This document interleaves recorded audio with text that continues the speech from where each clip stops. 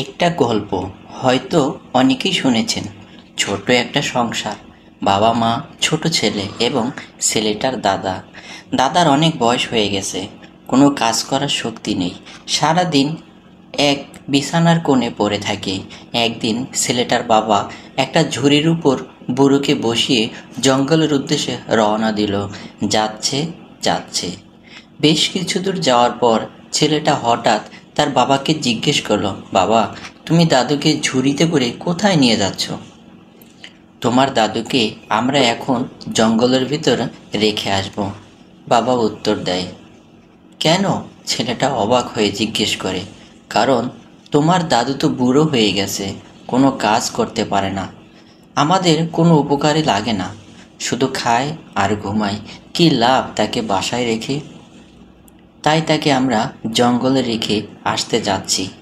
ওহ, কিছুক্ষণ কি যেন ভাবে ছোট ছেলেটা, তারপর বলল, ঠিক আছে বাবা, কিন্তু দাদুকে রেখে আসার সময় আমরা কিন্তু অবশ্যই ঝুড়িটা নিয়ে আসবে। কেন? একটু অবাক হয় বাবা।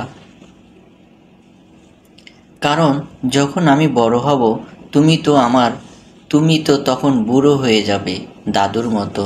তখন তুমি কোনো কাজই করতে পারবে না, শুধু খাবা আর ঘুমাবা।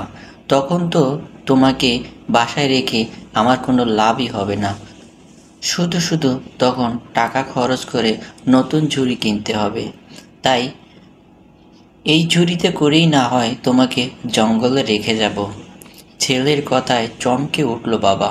হঠাৎ করেই নিজের ভুল বুঝতে পারলো সে যখন ছোট ছিল, যখন কোনো কিছুই করারই ক্ষমতা ছিল না, তখন তার বাবা মাই তাকে যত্ন করে বড় করেছে। আজ তার বাবা বুড়ো হয়ে যেন শিশু হয়ে গেছে। ছোটবেলায় যেমন তার বাবা তাকে বুকের মধ্যে আগলে রেখেছিল, এখন তেমনি তার দায়িত্ব হলো তার বাবাকে আগলে রাখা। এই সময়ে তার বাবার প্রতি তার সেবা, হয়তো কিছুটা হলেও তার বাবার প্রতি ঋণ শোধ করা হবে। বন্ধুগণ, ছোট্ট একটি গল্প, কিন্তু এই গল্প থেকে অনেক কিছু শেখার আছে। আপনি আপনার বাবা মার সাথে যেরূপ আচরণ করবেন, আপনি যখন বুড়ো হয়ে যাবেন, তেরকমই আচরণ আপনার সন্তানরা আপনার সাথে করবে, অথবা তার চাইতেও খারাপ আচরণ আপনার সাথে হতে পারে।